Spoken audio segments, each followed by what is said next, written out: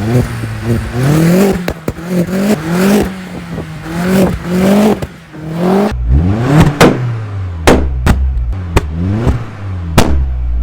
the Zafira time today, so I thought I'd do this little clip of me changing over the suspension. Basically on the Zafira, we've just got cheap springs on there at the minute.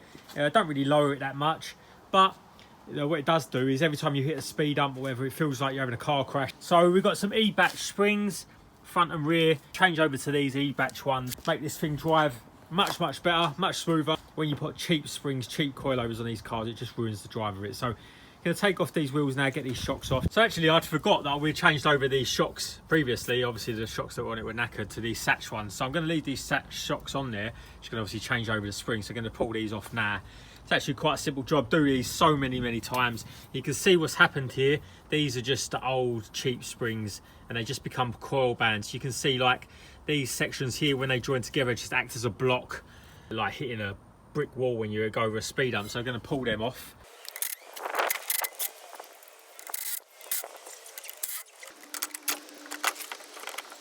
So one of the biggest reasons that these crappy, cheap coil springs become coil band is because they have the gap between the coils are too small.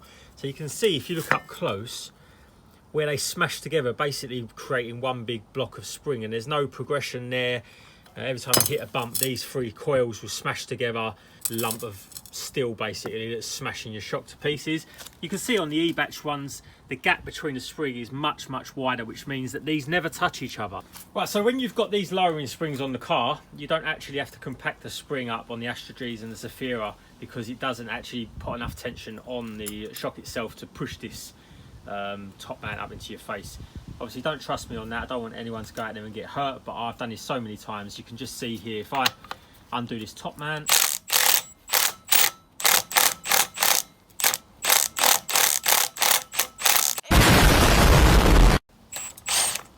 so you can see there's no tension on that spring at all, and it will just come off like that. So you don't even need to put spring compressors in when you put in lowering springs on these cars. Obviously stock springs, a lot longer, a lot more tension on them. Right, so just about to swap over these springs. So make sure you check out your top mounts, that your bearing's nice and free. You've seen me do these in previous episodes. A lot of people do actually cut this down so it doesn't smash into the shock itself. It's not really needed, so I leave the stock ones on there. These are pretty much brand new. You can see here, these are the E-batch springs. What I normally do is I take off this bottom collar, which I'm going to do. So I just cut off this bottom collar of the bump stop so it doesn't smash into the bump stop, because it's a shortened spring. Right, bump stop shortened down.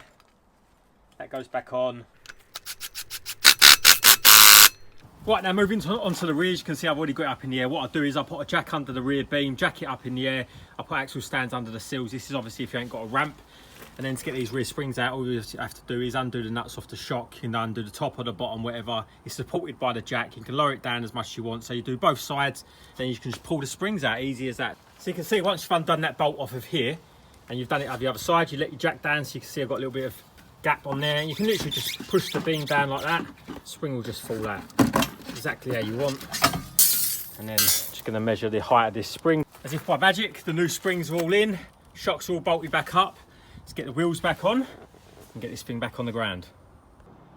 Right, so there you go, the car is down on the ground now. You can see the front is absolutely perfect. Just took it for a test drive and it drives absolutely amazing compared to the old springs where they was bottoming out. Now they're absolutely perfect, got progressive springs on there. Fronts, you can see here, absolutely perfect ride height. Gonna leave that like that. So daily, obviously, don't want it slammed, but the rear is too low. You can see it's tucked up, but that don't help with the body kit. Obviously, we've got the body kit on there, and it almost tucks underneath the body kit on the rear. And you can see it's almost like a reverse rate going on. You know I don't like that. You can see here, if you look at the side profile. So we're going to raise that rear up, maybe, I don't know, 20 mil. Going to see how that looks, because I like to have it a little bit nose down on the front. So we're going to raise that up. I'm going to put some spring adjusters in there, so we get them changed over. So I just dug out a couple of spring adjusters. You can see what they do here. Basically, you've got the base height, which is obviously this, and then you can see it's threaded. And you've got these sort of platforms that screw up and down, so you can raise the height up, lower and higher, whatever. So when it's on its lowest setting, and then you can raise it up, whatever it is, you can measure it. Same as a coilover, just does the same with a spring. So we're going to raise the back up, maybe 20mm to start with, and see how that looks. So I know what I'm doing here. Most of the people would not bother and end up doing it just for that extra 10 or 15mm height on the rear. So these springs obviously are not designed to have an adjuster on them. As you can see here, we've got a small little pigtail on here, and that's designed for the rubber to sit nice and snug in there, and it grips onto it nice and tight like so. But when you're putting adjusters on there, obviously the adjuster is bigger than the pigtail. So what we end up doing is, on the aftermarket springs, if they're not designed for it, we just cut the pigtail off, which is this little bit here, normally directly opposite it because it's a flat edge. Then that nicely sits in there. What I've just had to do as well is measure the bore onto the beam for these adjusters, because they were like universal adjusters. So I've bored out the centre to the same width as these ones here. They sit nicely on the beam now, absolutely perfectly, and we can just adjust the height, lock it off, put a little Loctite in there, bring these up 15-20mm. Right, there we go. So I've just modified the bottom of the spring, you can see here, to fit onto the adjuster. Now we've basically got two performance E-batch springs. Now we've made them adjustable, so now I can actually adjust the height of them up and down with adjusters. So trim off a little bit of the pigtail. Also, you've got to flatten off the edge inside here so it all fits in there nicely, and you can see how nicely and nice and tight it fits onto the actual adjuster itself. It sits on there perfectly. And then what I'm going to do is I'm going to modify a bit of rubber down the bottom here so it isn't clattering around on the actual beam itself. Now normally, if I had an anti-roll bar on the rear here, I'd have a washer in here that holds this and clamps it to the beam. We haven't got this on this setup, so I'm going to use some rubber around the bottom just to stop it banging around, just like you would have on the top. Obviously that's a bump stop. There we go. So that's the adjustable spring setup, will fit to the car. So not many people out there got adjustable E-batch springs on their car. So you can see here I've just put in some grub screws into that top ring so I can lock that ring off. I've probably about an inch, 25mm, something like that. I've raised it up on the back, and you can see here I've modified the rubbers. So we've actually got rubbers on there as well, so this aluminium is not just smashing on the beam, creating like a knocking noise. So it's all like OE. We're going to have nice performance springs on the rear and the front as well. So right, while all the suspension and everything's apart, it's a no-brainer to do some uprated parts at the same time. So you can see here, you know I love these Mailer drop links that I use, these uprated ones. You can see they're very, very superior to the stock ones. So these are the stock ones, nothing really wrong with these, like they're still all right condition. Bit grubby. These are Delphi items, so they're a good item as well. You can see here they're plastic. These ones are uprated. They're a metal item, just a far better design, nice big bushes on them, and I prefer these over these plastic ones all day long for a little bit of an uprated stiffness setup. So going to be changing them over. Got a pair of them, obviously. Swap them over while we're doing suspension things. Another thing I've got to do is change the auxiliary belt. I'll show you how to do that. Very nice, easy way to do it. It's a 1680 belt. So the drop links all in there nicely fitted. You can see I take that bottom wishbone off if they've not been off before, because they seize up, and this bottom bolt here, and I like to put a gun on it and just blast it off without having to get any damage to the nut. You can see a couple of little things that I like about the OE items is just silly little things that won't really bother anyone else. That nut, it's not flanged. You see the OE item is, that's a 19mm, that's an OEM 18mm, silly things like that. But you can see how much stronger that metal bar is going to be in there than the Delphi plastic one in comparison. It's a bit low chunkier, weighs a lot more. Right, so let's get onto the auxiliary belt now. So you can see here, there's the tensioner itself. It's a 15mm nut on here. Basically, we can change this whole lot from underneath without taking the airbox out or anything. You can see the belt itself, you can hear it, a little bit squeaky, a little bit worn, a little bit of wear mark on there. That's kind of what's making that little noise. It's not actually destroyed, it's not split or anything, but I want to change it, just don't want it to be noisy. So basically, there's a 15mm nut on this tensioner itself, and all you do is put a spanner over the top of it, and you'll see when you do it as if you're doing it up, and you can see here it takes the slack off the tensioner itself like so. Up there is the alternator, so I start from the alternator and I work my way back. So going to get the alternator on first, and obviously the alternator comes off last as well. So we've got the aircon there, crank pulley there, tensioner there, very simple design. Right, so out with the old, in with the new. So you can see the old one's off now, and there's the new one. So what I like to do is just make sure that they're roughly the same sort of size before I go to be putting them on, and it's the wrong size belt. They'll give you the wrong one at the auto factory. Right, there you go, the belt's all changed over, 5-minute job, nice and easy. Start with the alternator, I work round to the aircon pulley, put it onto the tensioner, and then you just tension it up, push it over this bottom crank pulley. So next up, last thing we've got to do, handbrake cables. So obviously we're using a genuine GM part, so these are getting more and more difficult to get hold of now. Opel have pulled out of Europe, so this is the part number for this. So on the handbrake cable, start at the cable end and work your way back. So you've got this little clip in here, pull that out, you just prise this back, or you can see how loose it is already, but you just prise this bracket back and you literally can just pop the handbrake cable out the back there, and you can see it just follows all the way along, and it's pretty much self-explanatory, and it goes under the exhaust. So that's the most difficult part, because you've got to drop the back of the exhaust down and the heat shield down, which I'll show you. But let's just pull this lot off and start changing this over.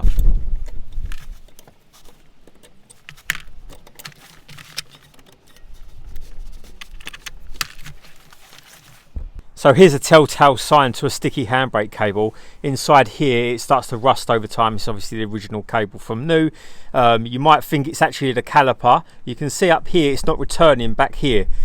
Still got a gap, even though the handbrake cable is fully disengaged. So if you look here, when I pull this bracket back, it only returns back to the handbrake cable. And because the handbrake cable is sticky, as you can see here, if I wedge this in here and pull it out, it will actually return back to how it's supposed to return.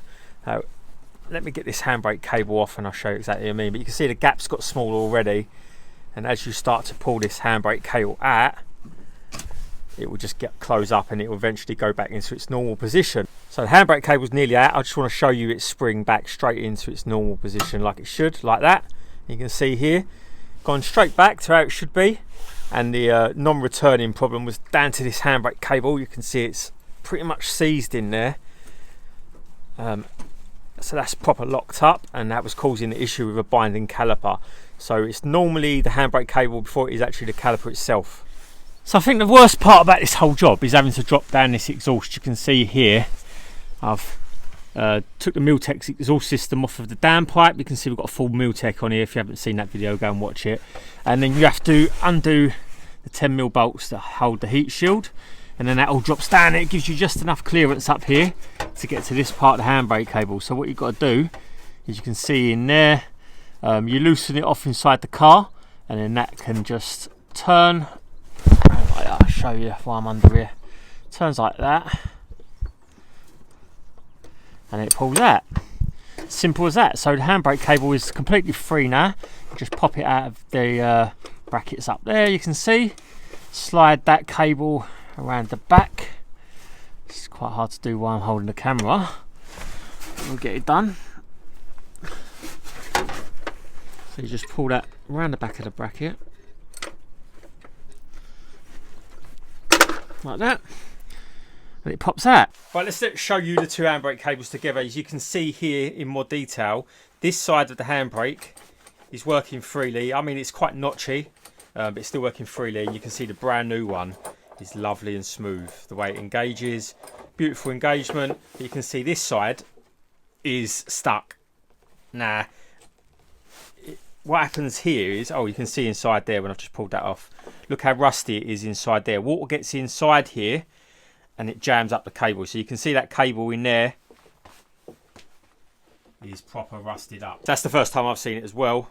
You can see in there, proper knackered. So that's proper seized inside there, and that's why that handbrake was never going to disengage. Now, you can't even lube these up. I've tried it in the past. You can't lube these up inside. It just will never work. Just go out and get yourself a new handbrake cable. You can see the quality of part. This one is obviously a pattern part that's been put in on the past, and you can see how much more chunky the GM one is.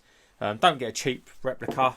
This is what happens to them. They only last a little while. These will last, you know, 100,000 miles. You never have to change them. And you can see the state of this one. It's probably not even done, I don't know, 30 or 40,000 miles, and it's cracking and whatever. But it's obviously, it's been at a garage. They've rung up and they've said, oh, your handbrake cable needs doing. Stick on the cheapest crap you've got, 20 quid from Euro car parts or whatever it is, and this is the result. The superior quality between this handbrake cable, the GM part, and this nasty pattern part is not even comparable. You can see it ain't just a pattern part that's had stamps put on it. You can see it's actually a proper GM part. I know you can't really see it in the video, but the quality difference between, like, even the end terminals, all this is stainless. You can see on here, it's just inferior crap. I wish that their pattern parts would make much better stuff. I don't really understand why they make such cheap stuff when they could actually make high quality stuff. You can see the state of this one. It's probably not even done, I don't know, 30 or 40,000 miles, and it's cracking and whatever. But it's obviously, it's been at a garage. They've rung up and they've said, oh, your handbrake cable needs doing. Stick on the cheapest crap you've got, 20 quid from Euro Car Parts or whatever it is, and this is the result.